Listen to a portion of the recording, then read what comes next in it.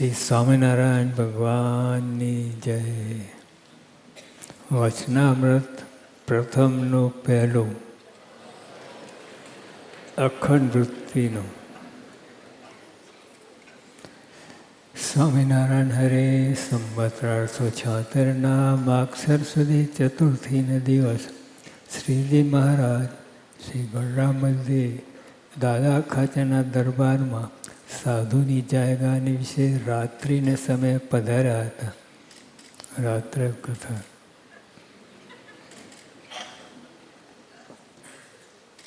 અને સર્વશ્રેષ્ઠ વસ્ત્ર ધારણ કર્યા હતા અને પોતાના મુખારવિંદની આગળ સાધુ તથા દેશ દેશના હરિભક્તની શોભા ભરાઈને બેઠી હતી.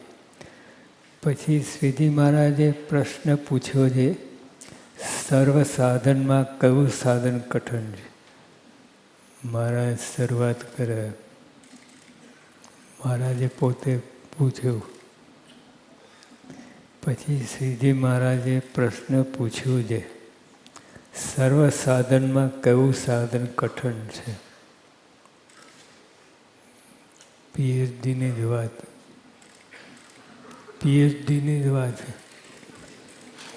પહેલો જ પ્રશ્ન, સર્વ સાધનમાં કયું સાધન કઠણ છે?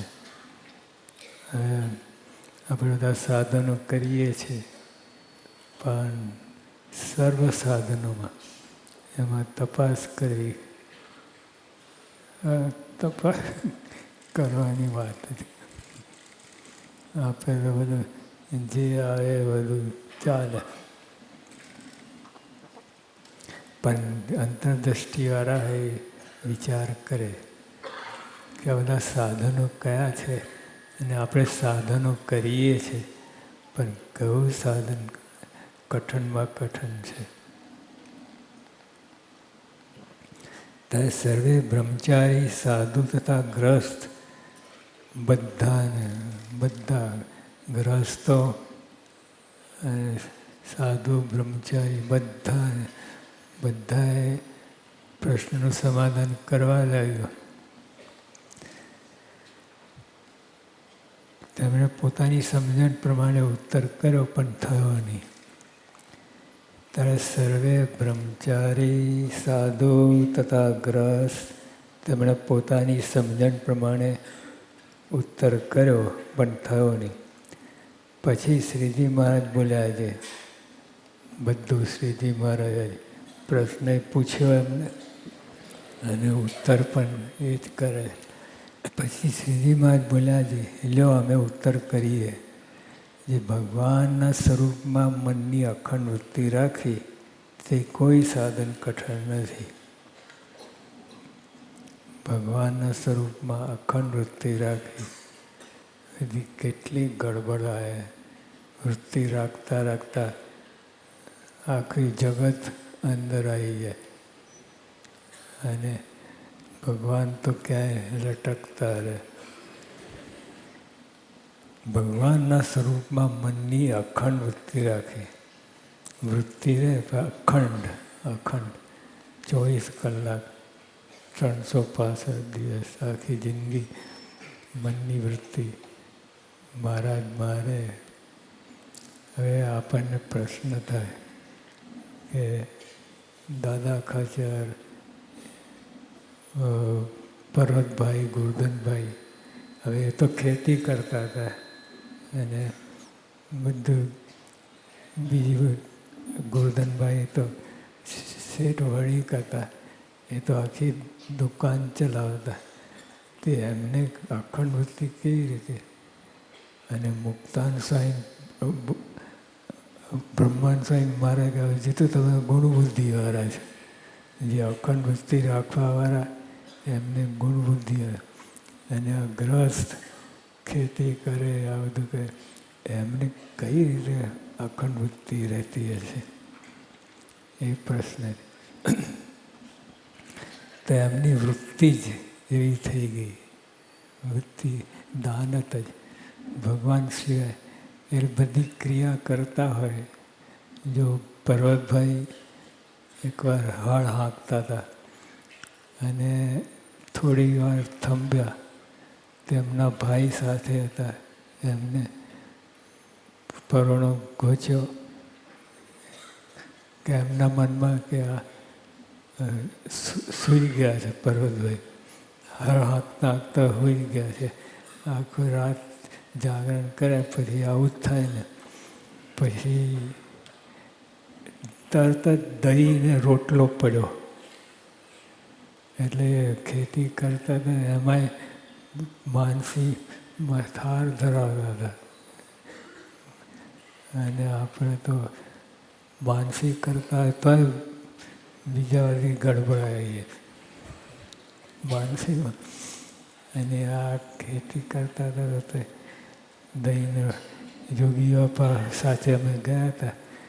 એક્ઝેક્ટ સ્પોટ બતાવ્યો, સાહેબ અહીંયા જ દહીંનો રોટલો પડ્યો હતો. એટલે એ વૃત્તિ જેમ માછલું છે, માછલું પાણીમાં તરે, એ પાણીમાં તરે પણ બધી જ ક્રિયા પાણીમાં જ કરે. બહાર તો તારું ફાટી જાય. બધી ક્રિયા એમ જેમ આપણે આખો દિવસ બધી પ્રવૃત્તિ એમ આ ભગવાનના સંત ભક્તો એમ નિવૃત્તિ અને આમાં ભગવાન ભજે. બધું પ્રવૃત્તિ કરવા છતાંય નિવૃત્તિ. કારણ કે ભગવાનમાં વૃત્તિ અખંડ રહે એટલે તમને દેખાય પ્રવૃત્તિ કરતા, પણ એ નિવૃત્તિ હતી. કારણ કે ભગવાન સાથે કનેક્શન, ભગવાન વિના બીજું કાંઈ ના હોય. એટલે નિવૃત્તિ દેખાય, પ્રવૃત્તિ દેખાય પણ એમાંય નિવૃત્તિ હતી. અને તેથી બીજી અધિક પ્રાપ્તિ શાસ્ત્રમાં કંઈ નથી. પ્રાપ્તિ પણ જે અખંડ વૃત્તિ રહે, પણ પ્રાપ્તિ એ વાત જુદી. તો મારા કે પ્રાપ્તિ પણ શાસ્ત્ર એથી અધિક કંઈ નથી. ભગવાનમાં સર્વોપરી ભગવાનનો અખંડ વૃત્તિ રહે એને કેટલો લાભ. 1 સેકન્ડ બગડે નહીં, બીજી ઇતર પ્રવૃત્તિમાં ડૂબે નહીં, ખૂંચે નહીં. તો અખંડ વૃત્તિ રહે એટલે કેટલું બધો લાભ. એ ભગવાનમાં અખંડ વૃત્તિ રહે. આપણે એમ માનીએ કે કરોડ રૂપિયા 1 સેકન્ડ વૃત્તિ રહે તો કરોડ રૂપિયા. તો હવે અખંડ વૃત્તિ રહે તો કેટલા રૂપિયા થાય. એટલે એમાં તો પાર જ આવે નથી. પણ સમજાવવા માટે આપણે વાત કરી કે 1 સેકન્ડના વૃત્તિ રહે કરોડ રૂપિયા રહે. તો ભગવાનમાં અખંડ વૃત્તિ રહે એ કેટલો લાભ, કેટલી બધી કમાણી છે.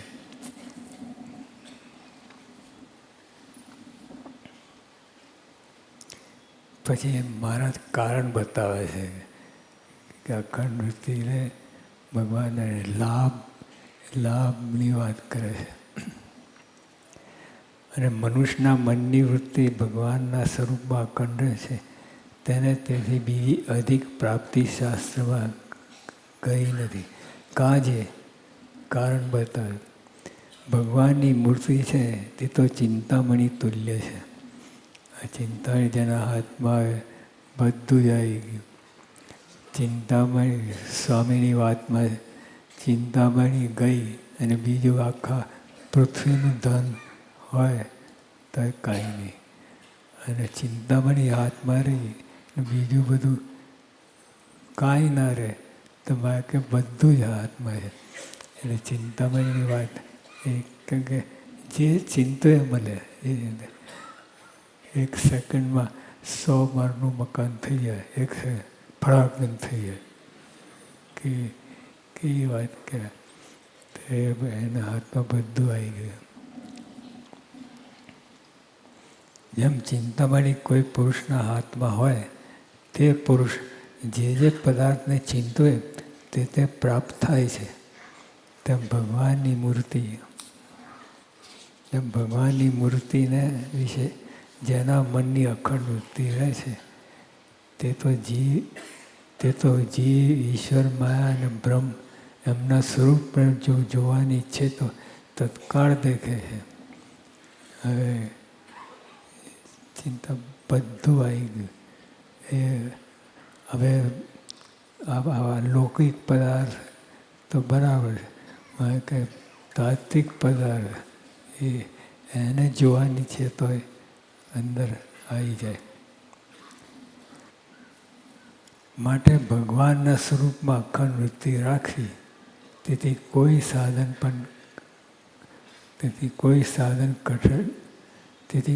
કઠણ સાધન પણ નથી, તેથી કોઈ મોટી પ્રાપ્તિ પણ નથી. એટલે ભગવાનમાં મારા પહેલો જ પ્રશ્ન આવું નાખ્યો. આવું વચનાવત આ ગ્રંથ જ એવું છે. તત્વ ભગવાનના સંત એને લગતું, ભગવાનને સંતને પહોંચાડે એને લગતું બધી વાત આ વચનામૃતમાં આવે છે.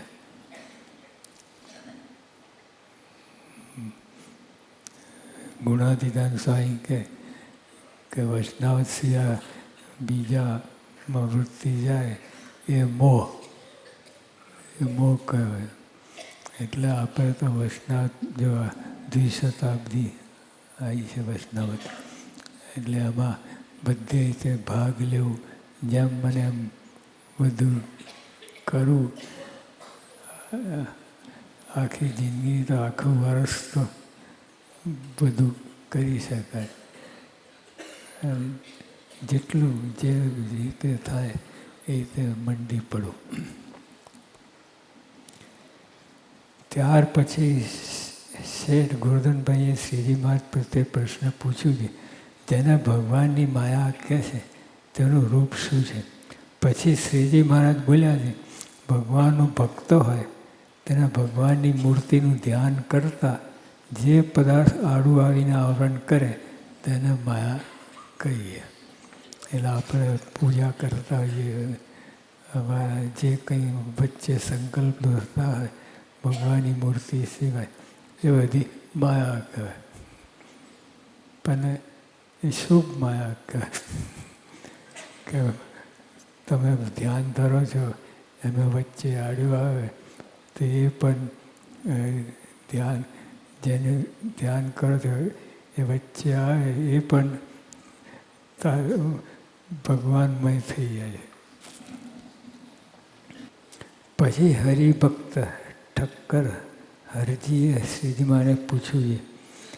હવે આ પ્રશ્ન આપણને લાગુ પડે. બીજા બધા તો આપણને કલ્પનામાં હારે.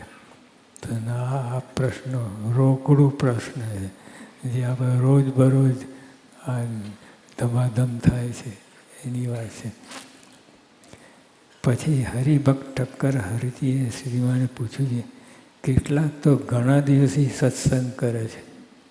આપણી વાત ઘણા સત્સંગ કરે છે, આવે જાય બેસે ઉઠે બધી કરે છે. કેટલાક તો ઘણા સત્સંગ કરે તો પણ તેને જેવી પોતાના દેહ અને દેહના સંબંધીની વિશે ગાઢ પ્રીતિ છે તે સત્સંગમાં ગાઢ પ્રીતિ નથી થતી. તેનું શું કારણ છે? આપણે બધાની વાત બધાને પ્રીતિ છે સત્સંગમાં નથી એવું નહીં, પણ જેવા પોતાના દેહમાં અને પોતાના સગાવાલામાં જેવી પ્રીતિ છે એવું તો નથી જ થતું. ગમે એટલું કરે તો મારા હરજી ઠક્કર એમને પૂછ્યું મારે એનું કારણ શું છે? આટલા વર્ષથી સત્સંગ કરે છે પણ જે પોતાના દેહમાં અને સગાવાલામાં પ્રીતિ થાય છે એવું કેમ થતું નથી? પછી શ્રીજી મહારાજ બોલ્યા છે, એને ભગવાનનું મહાત્મ્ય સંપૂર્ણ જાણવામાં આવ્યું નથી. અને આ દેહના આ તો નાશન છે. આપણે આવતો જન્મ ક્યારે આવશે, ક્યાં આવશે, કોઈ ઠેકાણું નક્કી. આને આ જે આ દેહમાં સગા સંબંધી છે એ જ પ્રાપ્ત થશે નહીં. એ તો ક્યાંય ક્યાંય લેન્ડિંગ થશે. તો આ બધું જે છે તંત્ર ચાલે છે. મહારાજે કહ્યું કે એવી ગાઢ પ્રીતિ થતી નથી. સંબંધીમાં જે હોય, જો આપણે તપાસીએ તો ખબર પડે કે આપણે દેહમાં કેટલી આસક્તિ છે અને આપણા સગાવાલા એમાં કેટલી આસક્તિ. પછી શ્રીજી મહારાજ બોલ્યા છે, એને ભગવાનનું મહાત્મા સંપૂર્ણ જાણવામાં આવ્યું નથી. મહાત્માની ખોટ છે. મહિમા જણાય તો આ સગાવાલા શું ને દેશ વાસના શું બધું કાંઈ રહેતું નથી. દેહને આત્મા નોખા પડે. આત્માનું સગા જે સગપણ હરિહરનું સાચું, બીજું સર્વે સણભંગુર કાજું. બીજું બધું ટળી જવાનું, રહેવાનું જ નથી. આ જન્મ પૂરું, બીજા જન્મે બીજા બધા સગાવાળા બીજું બધું આવે ને તે આમાં મમત્વ રાખીને કરવાનું શું? અને ભગવાનનું મહાત્મા સંપૂર્ણ જાણવા. અને જે સાધુને સંગે કરીને ભગવાનનું મહાત્મા પરિપૂર્ણ જાણવામાં આવે છે તે સાધુ જ્યારે પોતાના સ્વભાવ પર વાત કરે છે, હા, સ્વભાવ પર ગમે હોય ને સ્વભાવ પર ડામ દે ને તરત ચૂક તરત બિલાડો બહાર આવે. આપણું સ્વભાવનું જ બંડલ છીએ. તમે કોણ છો? સ્વભાવ. બીજું બધું તો દેખાય છે, આ હાથ પગને બધું દેખાય, પણ તમે ખરી રીતે તો સ્વભાવનું બંડલ જ છો. સ્વભાવ એમાં જ આપણે રચ્યા પચ્યા છીએ. સ્વભાવમાં જ આપણે ડૂબેલા છે. અને જે સાધુને સંગે કરીને ભગવાનનું મહાત્મા પરિપૂર્ણ જાણવામાં આવે છે તે સાધુ જ્યારે પોતાના સ્વભાવ પર વાત કરે છે ત્યારે તે સ્વભાવને મૂકી શકતો નથી. અને તે વાતના કરનારા જે સાધુ તેનો અવગુણ લે છે. તે પાપે કરીને સત્સંગમાં ગાઢ પ્રીતિ થતી નથી. આ જ કારણ છે કે જે સ્વભાવ હોય, આપણે સાધુ હોય, વાત કરતા હોય અને એનો અવગુણ આવે કે આ બધી વાત કરે એની રીતે ગાઢ પ્રીતિ થતી નથી.